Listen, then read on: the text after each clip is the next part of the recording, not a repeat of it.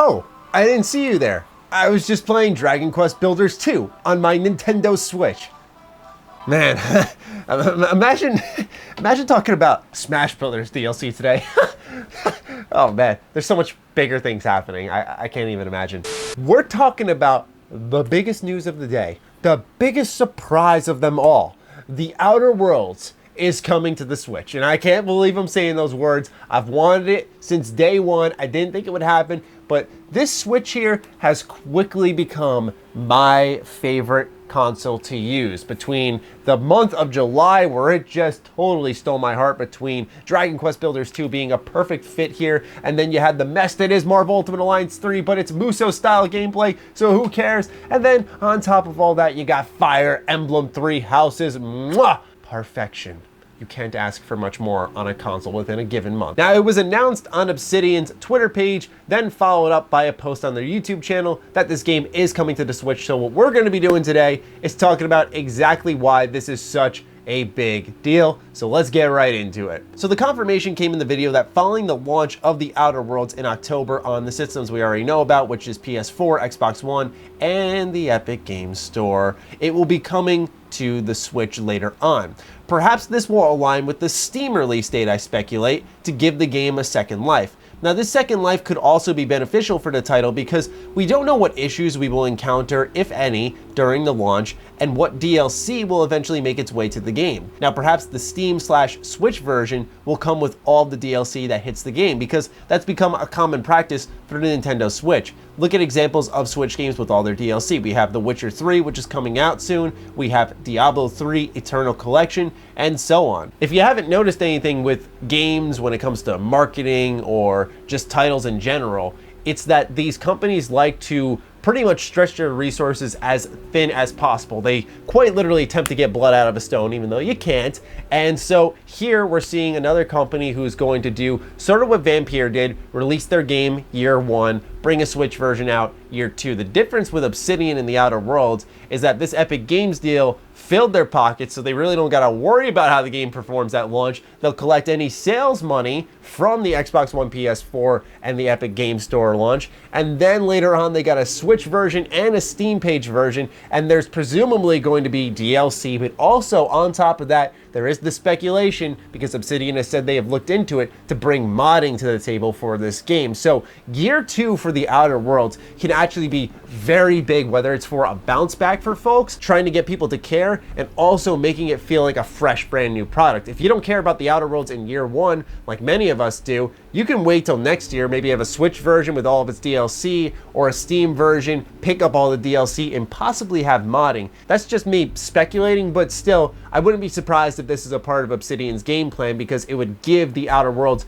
a single-player RPG where there's not that multiplayer to give it a long tail, an actual long tail. This is actually the first Obsidian game announced for the Switch since, well, a few days ago actually. We have the Pillars of Eternity Complete Edition coming to the Switch on August 8th, so quite close by for those who are interested. And when I saw this initial announcement, I had pondered if the writing was on the wall for the Outer Worlds, but I was unsure if it would actually be able to fit on the console. And I know we can always look at The Witcher 3 and go, anything's possible, and technically yes, if you make enough concessions, but let's be honest, The Witcher 3 doesn't look all that great, and I don't think any company has enough good PR to be like, yeah, we're gonna put this game on a system just because it can run. So into now why I feel this is such a big deal for the Nintendo Switch, because this is a system that's home to a lot of fantastic RPGs, mainly JRPGs most notably, and recently is of course Fire Emblem 3 Houses, which just released and has been stealing the hearts of many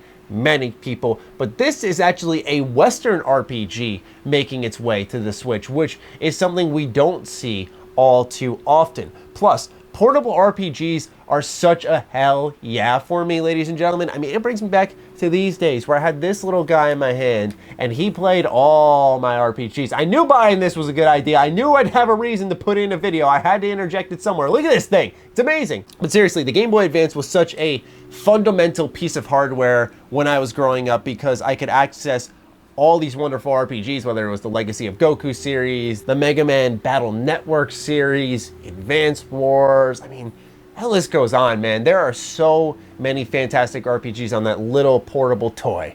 And then you're seeing the Switch sort of develop into that. And what's exciting is that games that you wouldn't expect to be there, like the Outer Worlds, are making their way there. And obviously, it'll come with its sacrifices. I'm not going to be silly about it, but still, it's an exciting premise nonetheless. Now, Obsidian's actually not the ones who are making the Outer Worlds for the Switch, so this doesn't take away from their current plans with the Outer Worlds, and it does not take away from any future projects. They have Virtuos actually making this version of the Outer Worlds on Switch, which I believe is currently in good hands. They actually ported Dark Souls Remastered as well as Final Fantasy XII: The Zodiac Age to the Nintendo Switch. Now, I did not play Final Fantasy XII. I really don't like that game at all, so I'm sure you guys are well aware of that, but I did play Dark Souls Remastered on the Switch. I do own it, and I have to say, it ran really well. So I believe personally this is in good hands. I haven't heard any complaints about Final Fantasy XII on the Switch, but we started to see companies like this prop up during the mid PS3 era. Like, I believe it was Blue Point Games who did a lot of the initial PlayStation collections. Like, we saw the Jack and Daxter collection, we saw the Sly Cooper collection. So it's good to see these tiny little businesses that just work on porting great games to these consoles that don't take away from the main teams working on stuff, and they do a great job at that. So that's really good to see. I also think this is good because it does present more opportunities to support Obsidian, and extra funds means more content that can likely be free. That's just the name of the game nowadays in today's industry. I'm not saying that as a fanboy, but I've just noticed with these companies, when they get more money, we do tend to get more free DLC. That's not always a shoo-in, but I believe with the Epic Games Store deal alongside potential extra money coming in through all these various game releases Obsidian is having, that they may have just enough extra pocket cash plus being in bed with Microsoft that they could give us free DLC. Now, obviously, the main question is, how will it play? What are the sacrifices that are going to be made? Obviously, it won't look as good graphically, despite how colorful the game is, where it's very rich in art style. There's going to be some dumbing down there.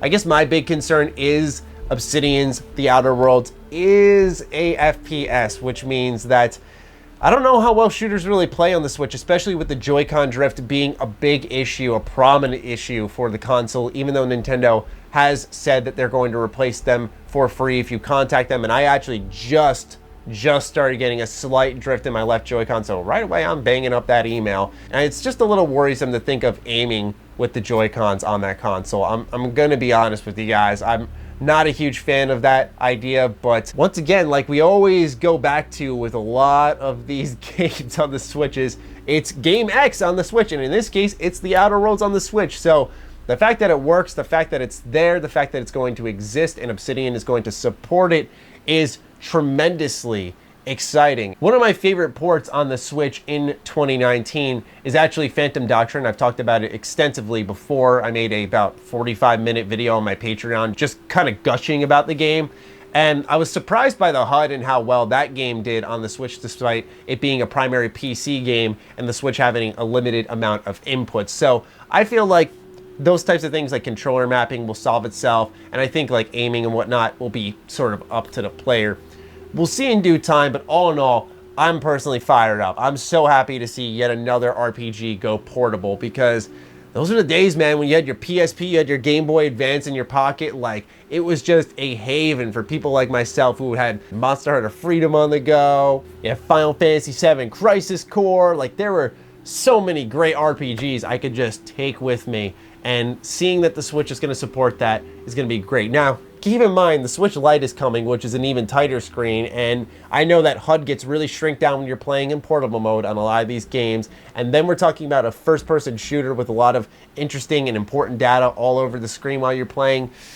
That's another worrisome bit that, once again, I think we'll note when the Switch Lite comes out. So it'll be interesting to see how a lot of these Switch ports come out in the coming months. I think some people may be shocked by some of the little things there that aren't accounted for or that we don't think of when we make a purchase like that. But anyway, pumped as always. Can't wait to play this game multiple times on multiple systems. It's like a BGS launch. Like, I have a reason to pick it up on every console yet again. So here we go, ladies and gentlemen, just a few months out, and I cannot wait. So let me know what you're thinking about the Outer Worlds on the Switch in the comments down below. Do fire away. Other than that, follow me on Twitter, like me on Facebook. Those links are in the description down below, along with my Patreon. Do consider supporting that, as it fuels all the content I create here. Stay sexy, stay active. I love you all.